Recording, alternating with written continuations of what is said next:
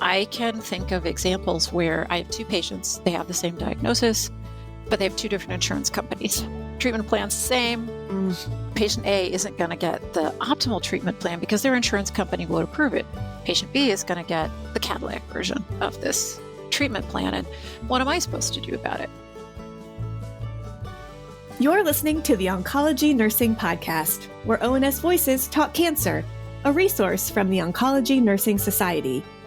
Through conversations with subject matter experts, we examine the important issues in oncology nursing, from new treatments to patient-centered research to advancements in clinical practice.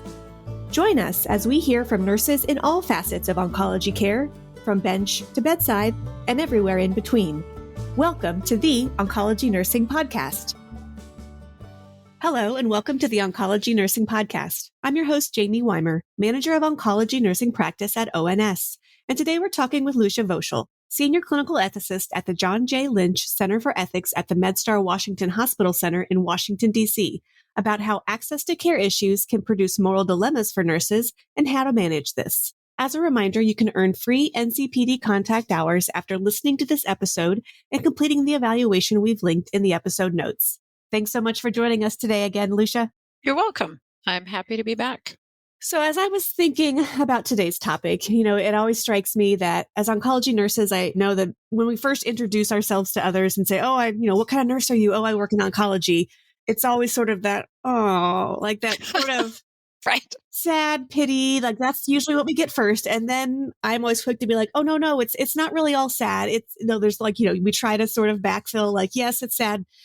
But I do think that sometimes we do try to minimize how heavy working in oncology can be, and really all nursing. It's not just oncology that can feel heavy for a lot of different reasons. And one of them being when we encounter access to care challenges. So I'm excited to talk today just about that specifically. But before we jump into that, I think it might be helpful for us to kind of level set with some definitions. I think there's a few terms that I know that I probably incorrectly use interchangeably. And so it might be helpful to point out the notable differences specifically around moral dilemma, moral distress, ethical dilemma, and then the concept of compassion fatigue. So if you could kind of maybe set us on the right path of what the differences are there. I will say for the average nurse practicing at the bedside, I think people frequently will use moral and ethical interchangeably, and that's probably okay.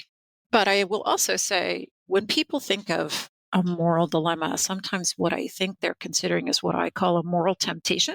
So that's a situation where there's one right and clearly a wrong answer.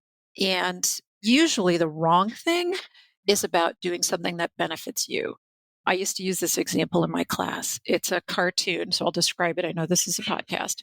There is a woman. She's clearly naked. Her back is to the cartoon. She's holding a bright red apple, and there's a snake in a tree.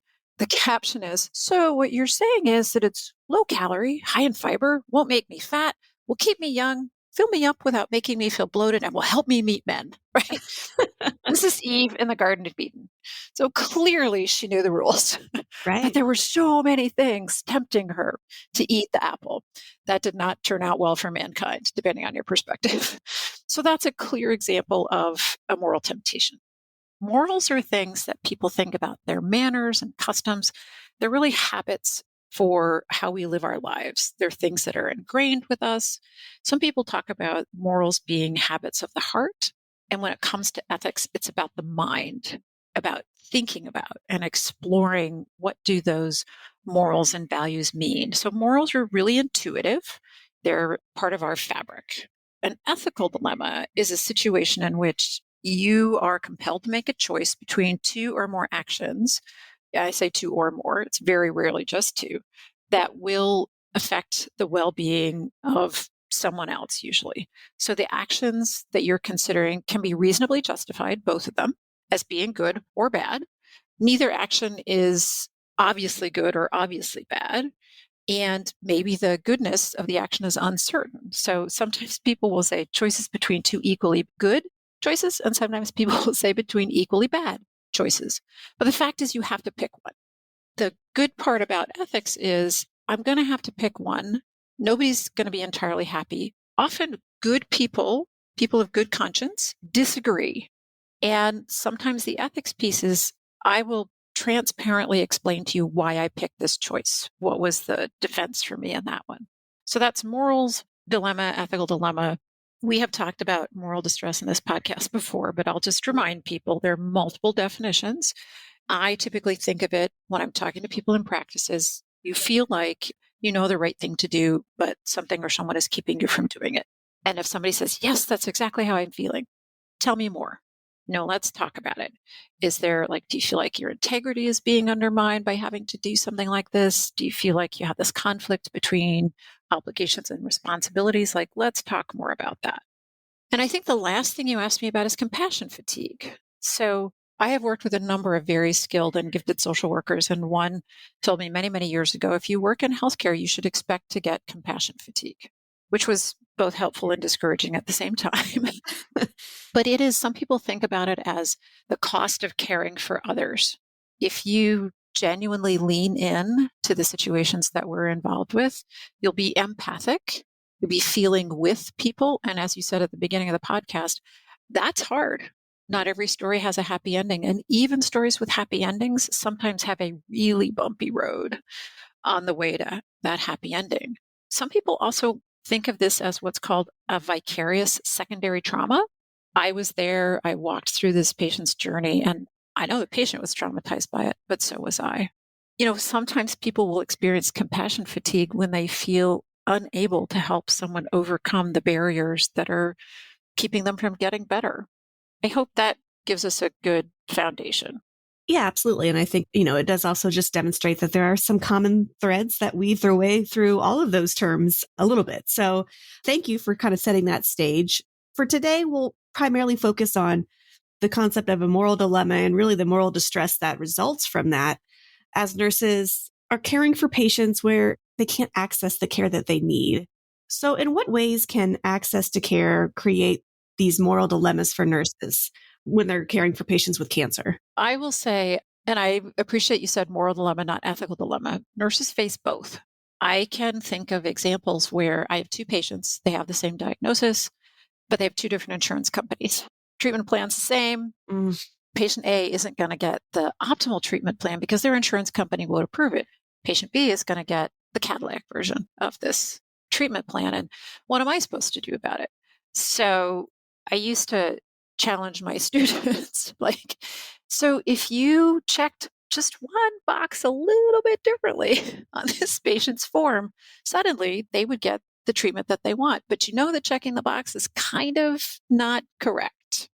So do I check the box so they can get the better insurance? Because, it's a victimless crime.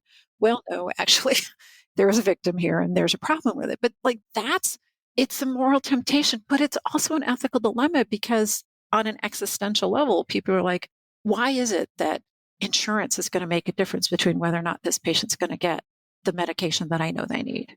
Why is it like that? That's a societal problem.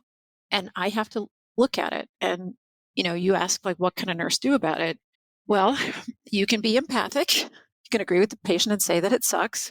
One notch in your belt for compassion fatigue there. Because for patients who undergo cancer treatment, that may happen with every cycle of chemo.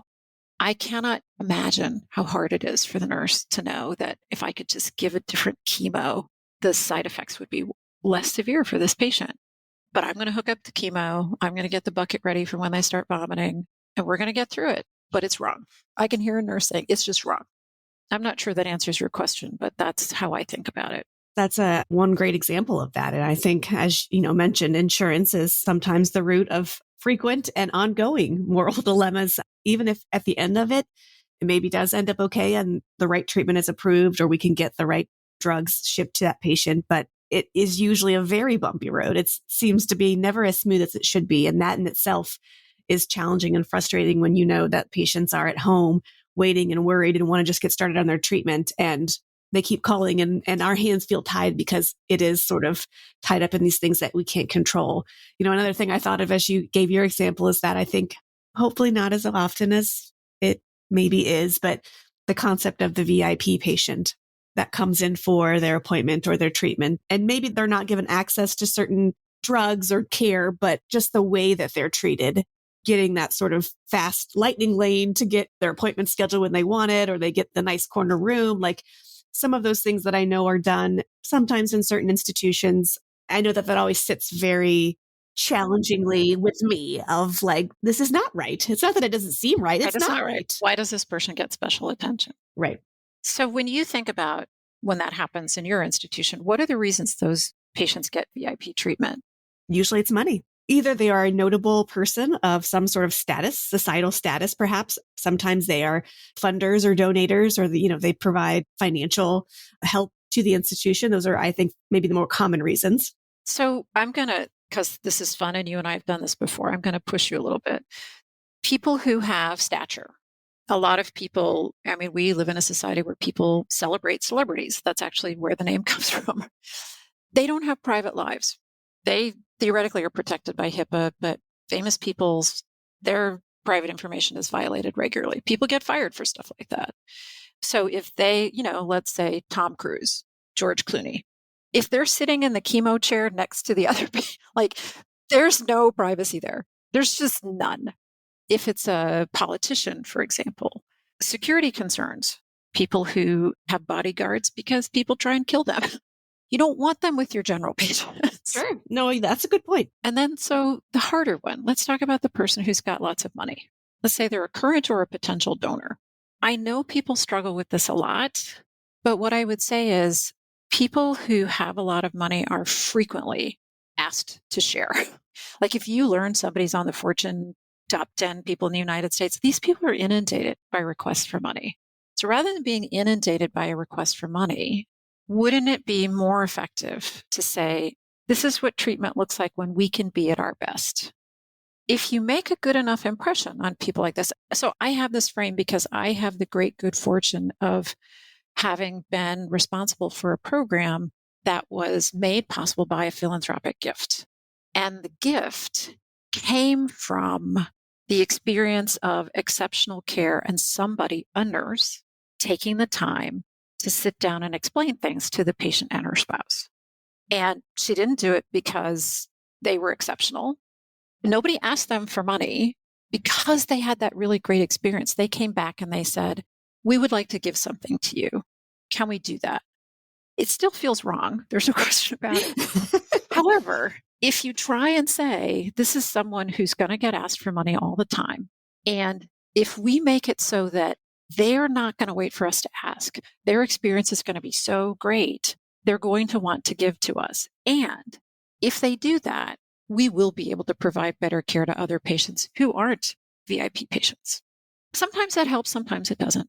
To be honest, it does not help if the VIP person is mean and grumpy and entitled. Entitled, right. Yeah. Or if the care that they're getting is at the expense or at the detriment of someone else's experience. And I think you've created some great points to consider and to maybe reframe when we're having those thoughts and when we're in those sort of VIP experiences. I think those are really helpful and excellent. But I do think sometimes it's when you feel like someone else is not getting what they should be because someone else has to come in and take their spot on the schedule or get that special room. And so I think sometimes it's one, sometimes it's both. Yeah. And I would say, in the moment, I know nurses would probably be challenged with, hey, the VIP patient, this is going to be your only patient.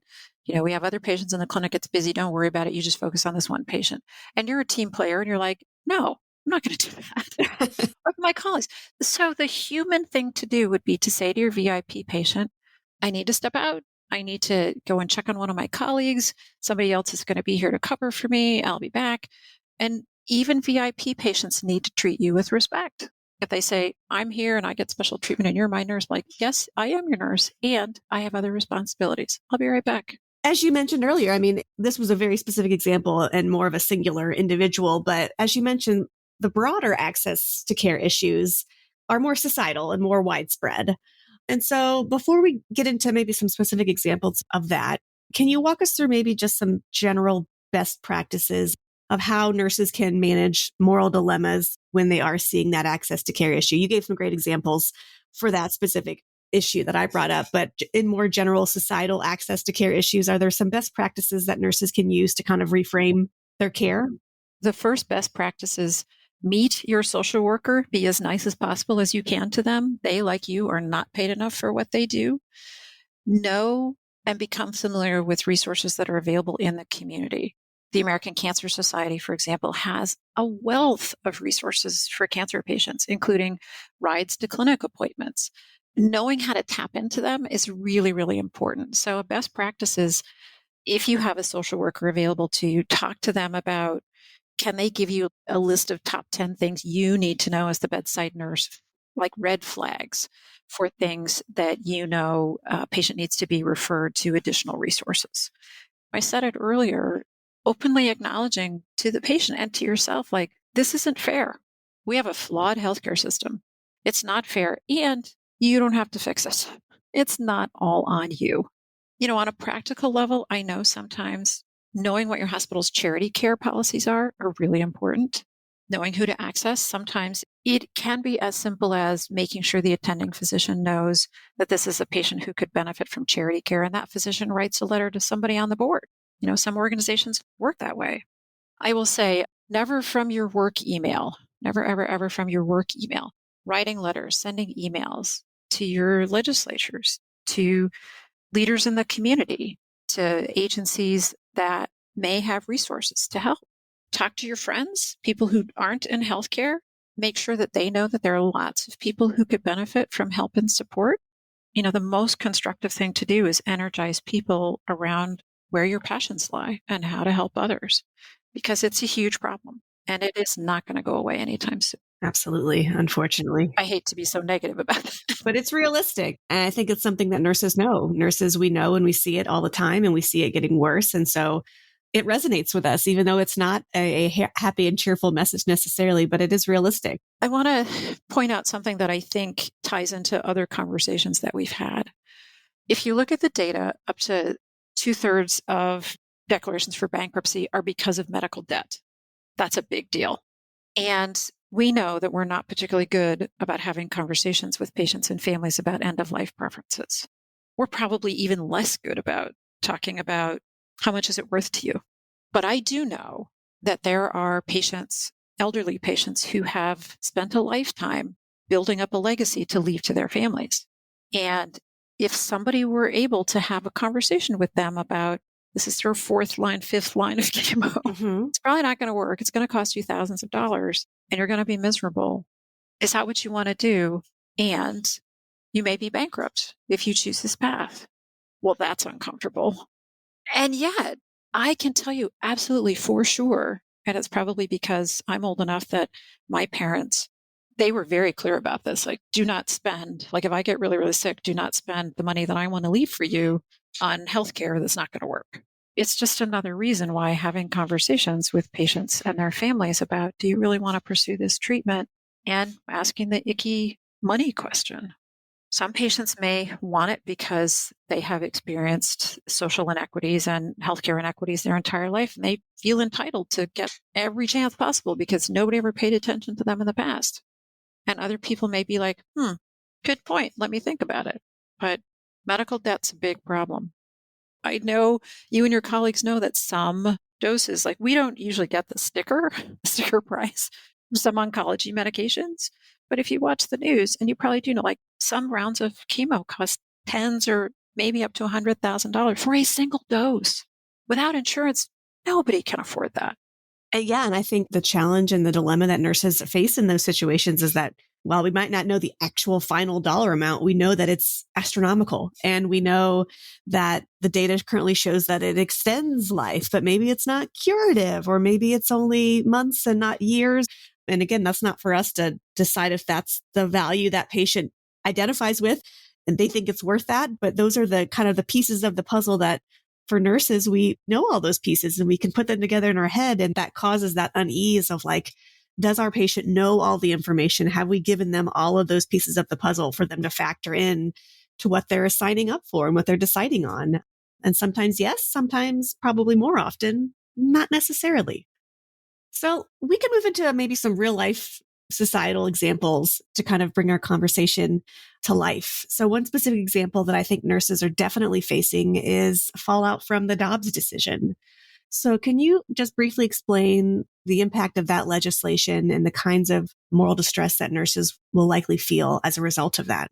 So let me just do a quick overview. So everybody refers to it as Dobbs. It's Dobbs versus Jackson's Women's Health Organization. It's a landmark decision, and it was an issue of the constitutionality of Mississippi as a state had set a gestational age act. So they had, through legislation, set a law banning most abortions after 15 weeks of pregnancy, with exceptions for medical emergency and fetal anomalies. That's notable. So the court upheld Mississippi's right to set those parameters. And what they additionally did was to say that they effectively overturned a 1973 decision, Planned Parenthood versus Casey, better known as Roe versus Wade. As a result, abortion access is state dependent. So, for example, and this information comes from the Guttmacher Institute, 43 states prohibit some abortion after a certain point in pregnancies. 14 states ban it outright. 2 states ban abortion at 6 weeks, more at 12, 15, etc. 4 states ban abortion after 22 weeks. 12 states impose a ban at viability. The thing to know is 14 states ban abortion outright. Just think about that. It is not uncommon, and I know your nurses know this, for cancer to be diagnosed during pregnancy. And there are women who are faced with the decision of initiating chemo or terminating a pregnancy or initiating chemo and risking the teratogenic effects of the chemo. Most physicians would really struggle with that.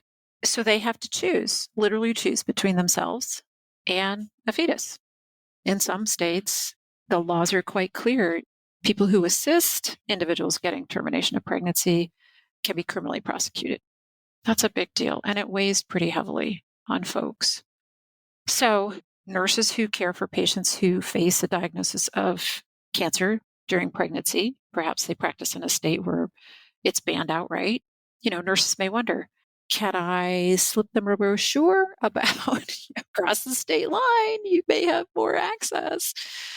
And every state's law is different. I mean, the most practical thing I can say to nurses is know what they are in your state, know where the limits lie. And the internet usually crosses state boundaries. People usually can get access. I will say the Guttmacher Institute is probably a really well-respected and great resource for folks when it comes to understanding these decisions. It's with 2 T's, so Guttmacher Institute. People can look that up, and if they choose to, get involved. I think it's interesting to talk about Dobbs in the context of oncology because most people focus it on, just abortion in general. For your nurses, this has very serious consequences. It's definitely, as you just said, in the context of oncology, it becomes an even more frustrating, charged, challenging discussion to have with calmness and level-headedness because it makes me very frustrated. My specialty area was GYN oncology. And so this is definitely where these two worlds intersect for me. And so it is just a very challenging thing. And just the fallout of just how OBGYNs are practicing and moving to certain states because they're limited. And that's creating an access issue, even outside the world of oncology, just for women's health, which is completely and directly tied to screening and prevention. And so you gave great examples, and it truly is definitely an issue of having both being pregnant and having cancer. That certainly does happen, but just the fallout of impacting screening and early diagnosis and how that is just part of this whole notion. That's what gets me a little fired up sometimes. Yeah, many people do not realize that Planned Parenthood as a resource, the bulk of their work is screening. It's screening and contraception and other things, which, think about Gardasil, vaccination to prevent viruses that we know can lead to cervical cancer. And when those organizations are forced to close, that limits access. And that means usually you will see an increased incidence of cancers that could have been prevented or detected earlier. Much like the pandemic, Dobbs is the pandemic of reproductive health.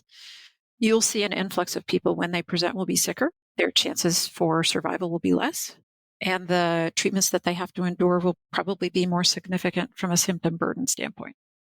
I do know people who are making choices with their feet, those who are able to, they're moving. They're leaving states. And the data is clear about that. States that have significant restrictions on abortion are seeing an exodus of healthcare providers. So it is a really complicated issue. It's going to be a difficult time until it works itself out.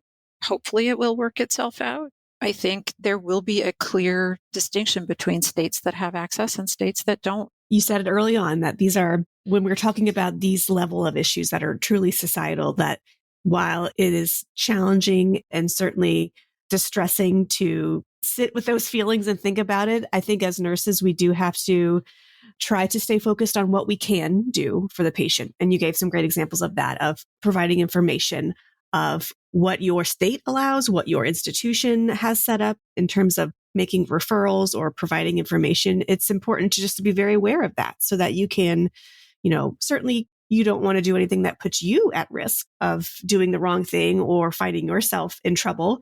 But that sometimes comes right up against the line of ethically where we as nurses need to be of making sure that we provide the information patients need to make the best choice that they can. And certainly doing that in collaboration with our physician colleagues as well. So if that's not cheerful enough, touchy enough, let's move on to the next one.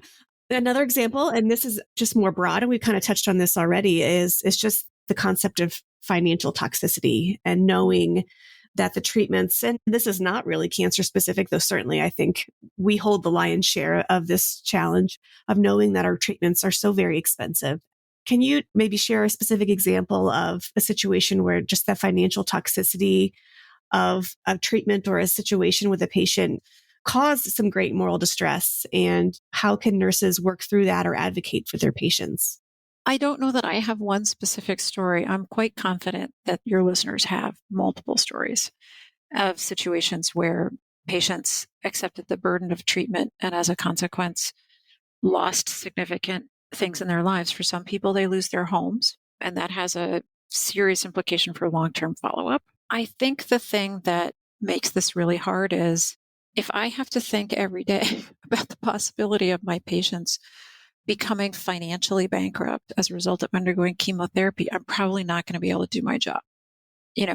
How do you put a value on life? And maybe they'll be bankrupt, but maybe they won't be. Maybe their insurance company will come through. So what I would say is, this goes back to compassion fatigue, right? All of your patients are at risk for financial ruin. Insurance companies change their enrollment practices. People's spouses who carry them on their insurance lose their jobs. Everybody's at risk. The best thing you can do is to acknowledge it up front and figure out how you're going to cope with the inequities that exist in our healthcare system. It's not a pretty answer, and it's not an easy answer for me to say out loud because, I work in neonatal intensive care, which is because we do really good work in neonatal intensive care. We now populate pediatric intensive care units. And we have children who survive, who are, at the beginning of their life and looking at 40, 50, 60 years of a life with significant impairment, thanks to the good work we do. You have patients who, the cancer was cured, but they have such terrible neuropathy and they can't get access to the pain specialist because that's a specialty that's not in their insurance plan. It goes on and on and on and on. It's not just oncology. I loved your phrase, by the way, financial toxicity. I think this for me is the reason why I'm just stymied that healthcare cost isn't consistently an issue when it comes to elections, particularly as the population ages. Everybody is going to be I know people who are they're working longer than they want to because they're not eligible for Medicare. You hear that over and over and over again. They're not even not so worried about Social Security. I just need to be eligible for Medicare. I need to get health benefits. Right. Absolutely. So, what I would say to your listeners is if they care about it, get fired up. Get fired up. Talk to your friends. That is truly, I think, not the only thing that can be done, but probably the most beneficial way to channel those feelings is to find out what is available in the community or, at the local, regional, national level, what's being talked about, what support is needed. How can you lend your voice to either for or against whatever legislation is out there to potentially move the needle on this. This is a huge issue. Will it be solved singularly overnight? No, absolutely not. There's multiple layers of problems here, and we are sort of at the end of that line. I sense that, most patients don't look at an individual nurse and say, this is your fault. Like they know, No. we didn't do this. We didn't cause this problem. We didn't start the fire. Although I will say, I know nurses have had patients bring their hospital bills in and point to something on it and say to a nurse, really, $500 for Tylenol? I would have brought my own. Right. No, you're right. And all a nurse can say is, I'm so sorry. You need to take that up with the billing office. Do you have any thoughts on how healthcare facilities themselves can be more involved in helping to address these issues? Actually, healthcare facilities are being held accountable through legislation. The surprise billing, you may have heard information about surprise billing laws. Somebody got fired up about that. Now there is a push that healthcare institutions must be transparent about their billing practices and must disclose. So, a classic thing, and this is probably true in oncology, patient comes in for a procedure, their insurance approves their hospitalization, but unbeknownst to the patient, the anesthesiologist for the procedure was not in their network. So what nurses can do is not necessarily know the details, but just know how the system works where they practice. Like, is it all in one? Or do they work in a health system where, you have consultants come in who are paid for certain things? Anesthesiology is the big one. I think that happens quite frequently. Those are, just know what it is so that you're aware. It's not for you to fix, but it's just be aware of how it works in your practice area. Absolutely. And, you mentioned with an earlier topic, partnership and creating these collegial bonds with our social workers so that we understand some of the things that they maybe are more expertise in. So, it even can come down to just financial literacy. Patients might not even know what questions to ask because, how old am I now? And I still have to look and figure out, okay, what's a deductible and what's a coinsurance and what is my premium? What's the copay? What's the maximum out of pocket? What do these words mean again? And I've been doing this for, my entire adult life. And so sometimes, nurses can at least have some easy to read resources. I know Triage Cancer is a great website that does some of that more practical financial advice for patients, but just even being a connection for patients to learn some of those basic financial literacy skills. It won't fix the ultimate problem that everything costs too much money and it's too complex to understand, but it will at least empower your patients to learn what they can and hopefully learn the questions to ask so that they at least have an awareness and can understand when they need to ask for help. I will say, there are things to not do. So there are times when you care for a patient and you form a special bond and the patient hits some hard times. Please don't give them money. I know you're tempted and I know it seems really easy. Like a cup of coffee, that's not a big deal. This is where I frequently, from a professional ethics standpoint, people ask me like, what's a boundary crossing? What's a violation? Like when people are in trouble is when nurses are most vulnerable because they're the most compassionate people I know. And they really, really, really want to help. I have stories of people who are like, oh, I wasn't using the winter coat and she looked so cold. I just bought her a new coat. Really? Step back. So it's one thing, if you do it as an individual, then you have to say to yourself, am I in too deep here? I think that's one of the consistent messages from our conversation today. It's not up to you as the individual to fix the financial problems for each of your individual patients. That can't be your job. But you can say, all right, as a clinic, as an organization, and this happens, I'm proud to work for organizations that frequently say, like, we have an application for families in need and people can apply and our organization will adopt 5 families this time of year, especially, right? Like trees of giving. People will hang up ornaments and say, if you'll bring a box of toys or socks or whatever, and you match the ornament, like it's focused, it's organized. The hard part about it is distant and it's more anonymous. And in some instances, that's how it should be, even though it feels icky because you really, really want to help that one person in that one moment. So the hard part about this really is step back. If you find yourself wanting to give more than, a candy bar or, whatever, please don't buy people coats. Please don't get them new shoes. Like the individual person, if you want to donate it, again, like if you say to one of your cancer patients, they lost their insurance, can't come back from my next round of chemo, you need to be able, as a bedside nurse, to be able to say, hey, have you reached out to our financial office? Have you reached out to this? Have you done this? And, oh, I know it's really hard for you to ask, but we have a program for families who have this sort of circumstances. I really encourage you to apply. I think that's the other thing about this, right, is we still are in a society where it's shameful to not have money. Wish we could fix that one, but we can't. So, the best thing nurses can do really is to help normalize the experience of not having enough resources to get what you deserve. Proactively offering them. So not waiting. Don't wait to be asked. Don't wait for them to ask because they might never ask. And so incorporating that sort of assessment of barriers to care or challenges, however you want to phrase that, letting patients know from the very beginning, like, these are questions we will ask regularly. We want you to tell us the right answers, the truthful answers, so that we can make sure we align you with the resources that you need when you need them, if you need them.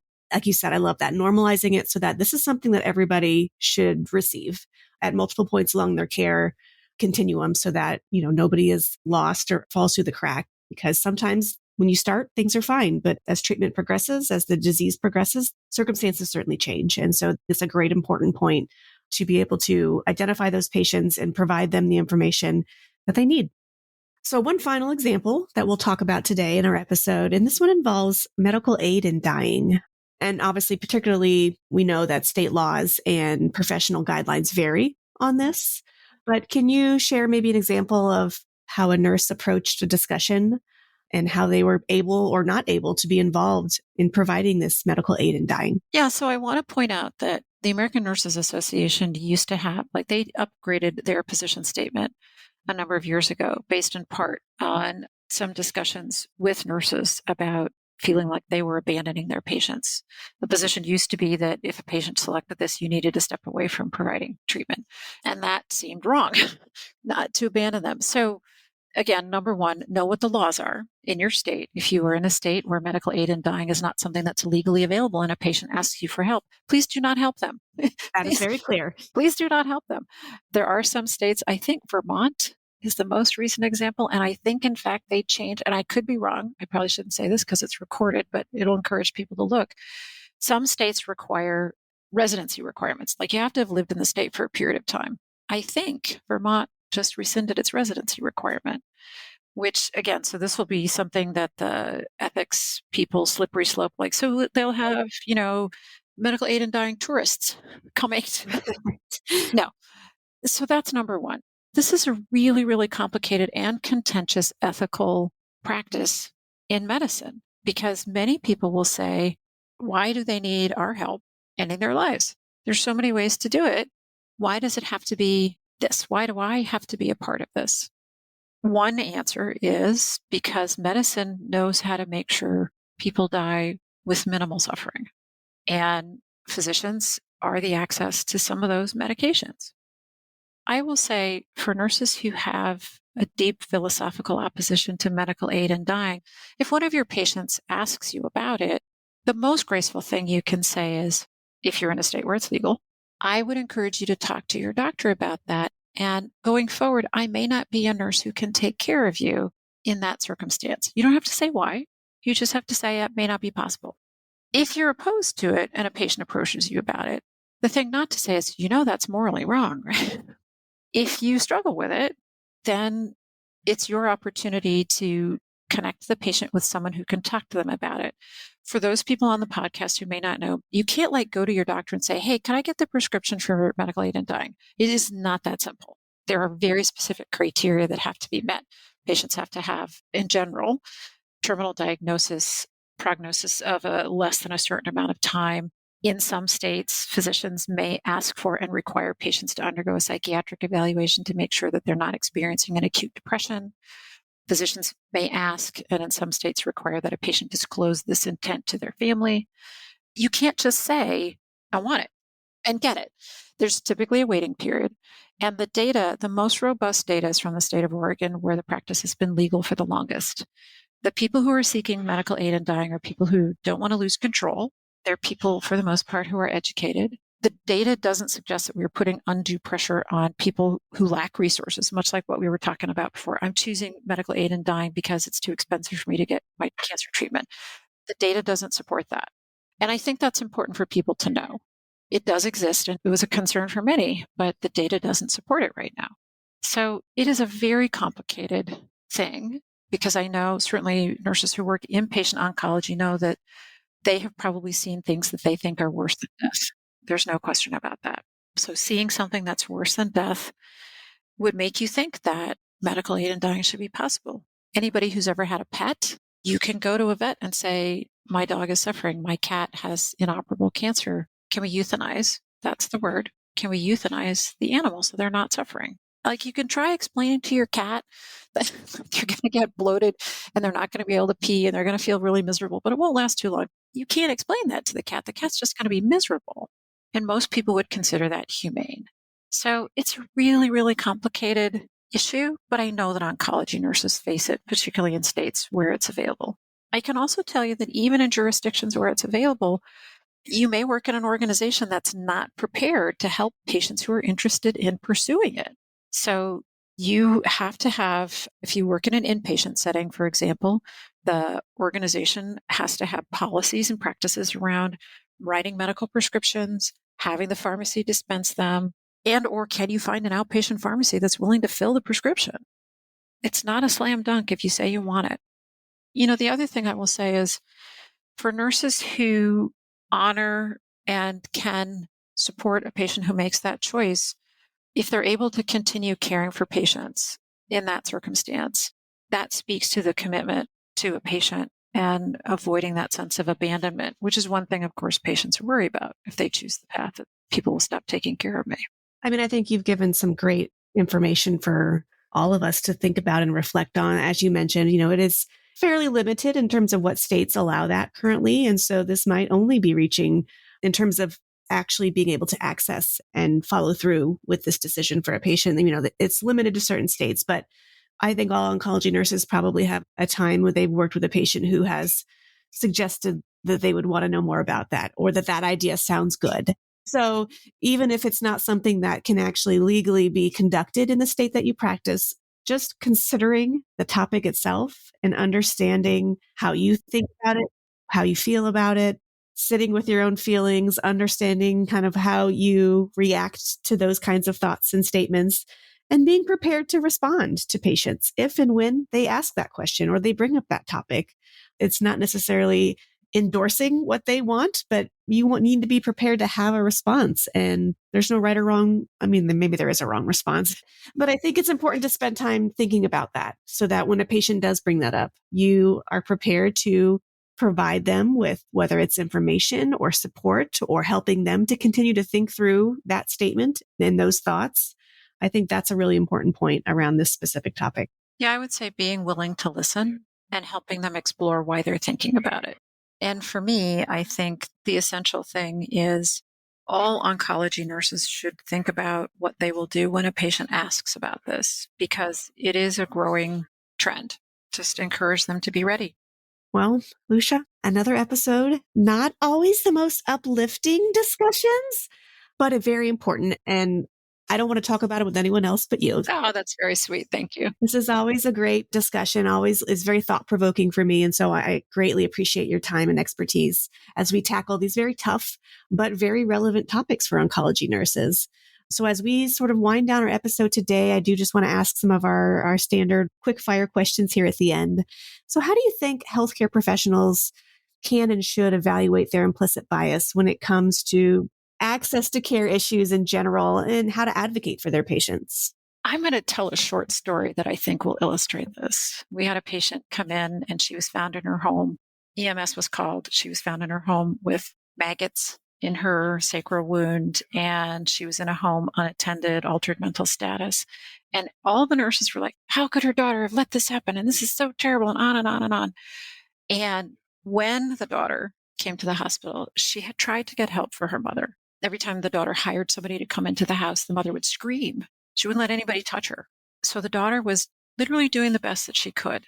And she just didn't have the resources. She didn't have the wherewithal. And she didn't know that her mother could die from bed sores. If you find yourself getting fired up, like, how could that possibly happen? What I would say is take a deep breath, step back and say, how could it have happened? What's going on here? I think I've mentioned it before. The Harvard IAT test is how to explore whether or not you have hidden bias. And it's hidden, which means it's hard to find. And I tell people all the time, hidden bias doesn't mean you're a racist or a sexist or whatever. It means you have not through intention, you have learned certain patterns and ways of thinking that may not be apparent to you. And it would behoove you to sort of step back and figure out how that affects your ability to practice. I know we've talked about this before, but the data on systemic racism in healthcare is overwhelming, and it makes me sad every time I look at it. I don't work with people who I know would intentionally not provide good care to someone because they were of a different color or had a different financial background. And yet the data is really clear. So that means we all have to get a big fat mirror and look in it, and it's painful. Next question. What are some common misconceptions about moral dilemmas surrounding access to care issues? If people would just be responsible, they could get better care. If they didn't let their insurance premiums lapse, if they woulda, coulda, shoulda, or people are on Medicare or Medicaid because they're slackers, that's very provocative. And I hope your listeners are just like, what did she just say? The way around it is the story's always more complicated than you want to believe. It's hard. There are some days where the entitled people, right, when they come in, people who treat you with disrespect, people who threaten you, and you're like, I'm over it. Like, I don't care what their background is. They don't, that's when this gets really hard. Well, and in a society where like the hot take is what garners, attention and reactions, it's like, well, that's easy to do. But it is based on implicit bias. It's based on misconceptions and just not an accurate picture or challenging yourself to think deeper and pause before jumping to judgment. And that's something that requires intentional pause and restraint. I've been thinking about this a lot. When I think about what can nurses do, believe that you have bias. Believe you have it. And for example, when somebody says they're in pain, they're in pain. Even if they're reading the newspaper and laughing, they're in pain. And it's hard because they're not giving you the normal cues. But that's the hard part about this, right? I don't think people do, but the data is clear. So that must mean some of us must have some of it. What's something about this topic that's not often discussed, but you wish people knew more about? When you say this topic, exactly. Pick one. We've talked about a lot. Yeah, pick one. We've talked about a lot. Which one specifically? How about just moral dilemmas and in nursing? There's something that I don't think people talk about. I may have hinted about it in a podcast before, and having just recently renewed my nursing license, it's top of mind for me. And that is, if you renew a nursing license in many states, you are asked a HIPAA violating question about your private health information. You're asked whether or not you have been treated for mental illness. It's nobody's business.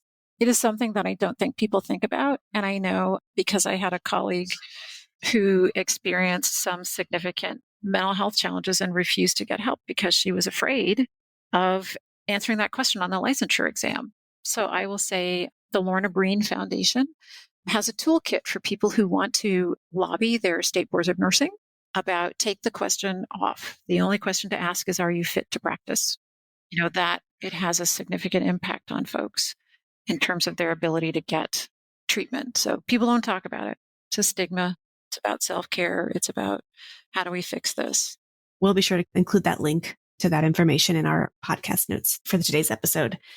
What additional training or education do oncology nurses need just to stay current on moral dilemmas and moral distress and self-care, maybe taking care of themselves? Nurses are so bad at taking care of themselves. If we could get everybody to say, I will take a break today. I will go to lunch. I will go to the bathroom. I will cover my colleague's assignment when they do any one of those things. If we could do that, because when you're hungry, tired, sleepy, you're not at your best. And so we need to help each other be at their best. I definitely agree with that. And giving voice and normalizing that during a regular day-to-day shift as a nurse, there are probably a million different ways that we experience moral distress of situations that we're part of. And so it's okay to say, I need a break because I'm just overwhelmed, and supporting each other, creating that space so that people feel empowered to say, I do need to take care of myself. I need that time. And it might be 10 minutes. It might be 15 minutes, but that's where it starts, to create a culture where we allow people the time that they need to regroup and continue the work that they're doing. That's one really good thing. And then finally, what are some additional resources maybe for patients, for other providers, or anyone really who wants to learn more just about moral dilemmas and moral distress? There's a Center for Practical Bioethics is an organization in the Midwest. They have wonderful resources. The Markula Center is another one. Johns Hopkins Berman Institute of Ethics has terrific resources. That is one of the great gifts of the internet. If you type in ethics resources, they are plentiful. They're plentiful. I should probably also mention the John Lynch Center, which is where I work. We have resources, but when I think about oncology nurses, they're looking for something a little bit different. I'm embarrassed to admit that I have not looked on ONS's website to see if they have anything specific to this. I know the American Association of Critical Care Nurses does, but I'm not an ONS member, so I hadn't looked. Yeah, well, we absolutely have a very large and growing learning library for nurse wellness and helping nurses to identify ways that they can incorporate self-care into their daily routines and practice. So certainly we encourage our listeners to check that out if they have not done that already. Well, Lucia, thank you again for another wonderful and in-depth conversation. I always appreciate the time we spend together in tackling these very tough topics. Just as always, thanks to all the nurses who take care of patients who are working their way through cancer, those that do well, those that struggle. Thank you for listening to the Oncology Nursing Podcast. Tell us about your favorite part in this episode by leaving a review wherever you download your podcast. For more resources and information about oncology nursing, visit us at ons.org or voice.ons.org. The ideas and opinions shared in this episode represent those of the guest and not necessarily ONS.